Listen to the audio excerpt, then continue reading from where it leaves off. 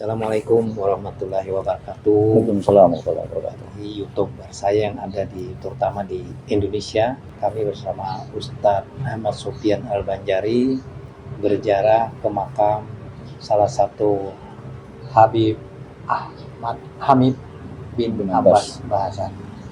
Pendapat atau pencerahan orang yang berziarah ke makam-makam walinya Allah, terutama di makam Habib Ahmad Hamid Abbas Al-Banjari ini, apakah keutamaannya, apa faedahnya, dan juga sejarah kenapa makam ini ada di Basiri yang jauh dari perkotaan.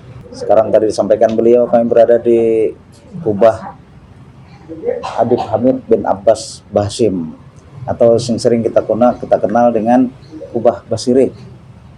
Kubah Basiri. Nah, beliau adalah seorang Habib yang bernama Hamid.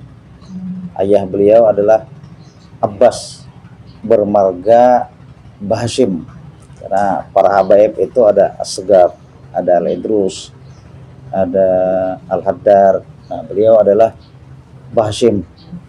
Dan beliau bermakam di daerah Basiri karena memang kebanyakan para wali-wali Allah itu bermakamnya itu ke daerah-daerah yang pedalaman terpencil. Tapi sebagian memang ada juga di daerah perkotaan. Kayak di Jakarta, Nggih, luar Batang. Kayak di Sekumpul kan. Ya. Nah, kalau Datuk Kelampayan beliau memilih kemarin antara Tongkaran dengan Kelampayan. Akhirnya dimakamkan di Kelampayan. Nah, beliau dimakamkan di daerah Basiri, dan termasuk beliau adalah yang sering dikatakan orang termasuk 4 pilar tokoh wali Allah di Kalimantan Selatan. Di antaranya Syekh Muhammad Arsyad Al-Banjari, Kiai Haji Muhammad Zaini Belogani, Guru Sekumpul, Raja Banjar, Sultan Suriansah, dan termasuk beliau Habib Hamid bin Abbas Bahasim.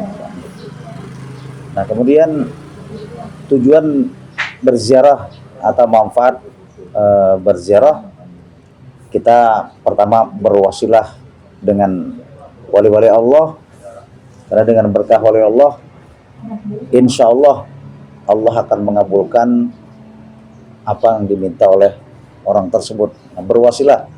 Tapi sekali lagi semuanya adalah ketentuan daripada Allah Subhanahu wa taala. Kemudian yang kedua, tujuan berziarah itu kita melihat atau mengingat kita orang yang sudah meninggal dunia. Saya ingin sampaikan, kita harus bisa mengambil ibrah, harus bisa mengambil i'tibar, pembelajaran. Asidin meninggal dalam keadaan bagus, meninggal dalam keadaan husnul khatimah. Apa amaliyah beliau? Tentu saja banyak, di antaranya senang berselawat kepada Nabi.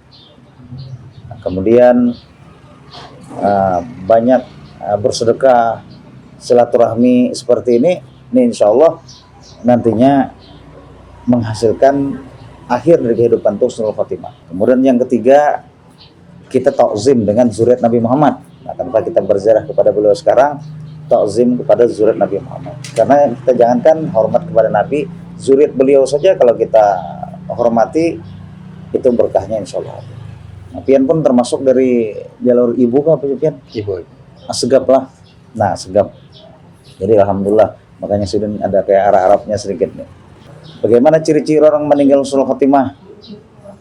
Menetes air mata diantaranya, kemudian keluar keringat di keningnya, kemudian dalam keadaan tersenyum, itu tanda-tanda husnul khatimah. Kemudian lagi diangkat itu terkesan ringan, nah itu tanda-tanda husnul khatimah. Yang orang datangan menyolatkan banyak. Nah, banyak itu juga tanda husnul khatimah. Saya Ustadz masih teringat. Okay. Saya sering dulu kalau ada waktu itu biasanya sore hari mendengar ceramah atau majelis dari almarhum Muhammad Jaini Sepuluh.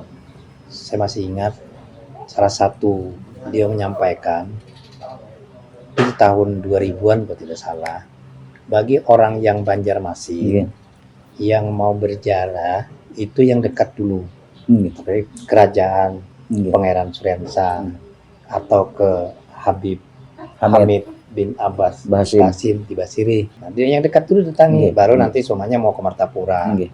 mau ke mana tadi Al Asad Banjari, Nggih. Pelampayan Pelampayan, yang lain sampai termasuk ke Datu Sanggul sana. Sanggu. Nah, karena ini almarhum Guru Muhammad Jaini itu juga sekarang belum. Jadi yang dekat Nggih. dulu. Iya, itu menurut beliau Ya, bagus jadi, memang seperti itu. itu yang saya dengar waktu itu Nggih. di tahun 2000-an. Nggih. Nah, syukur alhamdulillah semasa masih hidup almarhum Guru Sekumpul, Nggih. Guru Jaini, saya sempat bertemu alhamdulillah. Nggih, alhamdulillah. Jadi pesan-pesan saya masih seingat, termasuk pesannya ulama-ulama di Martapura, Nggih. ulama almarhum Guru Hakim, Nggih. anaknya guru itu lupa saya, termasuk almarhum Kiai Abah Anang Jujur. Anang Jajuli tentang kita kebersihan, tentang keharuman kita. Nggih. Itu perlu. Jadi ulama-ulama tuh masing-masing memberikan masukan. Nah, jadi apa yang baik kita pakai sampai sekarang hari ini, makanya saya membawa Ustadz Ahmad Sofyan Al Banjari membawa ke jarah ke sini. Itu bujur apa yang pian ceritakan, memang Guru Sekumpul saya menyampaikan yang terdekat khususnya orang tua kita. Nah, orang tua kita tuh paling dekat, karena jasa orang tua itu luar biasa. Maka perlu orang tua itu didoakan.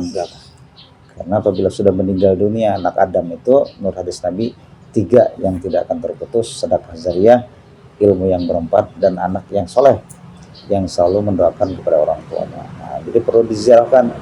Baru ini yang dekat-dekat ya, Habib Hamid, Sultan Suryansa, langsung Martapura dan lain-lain.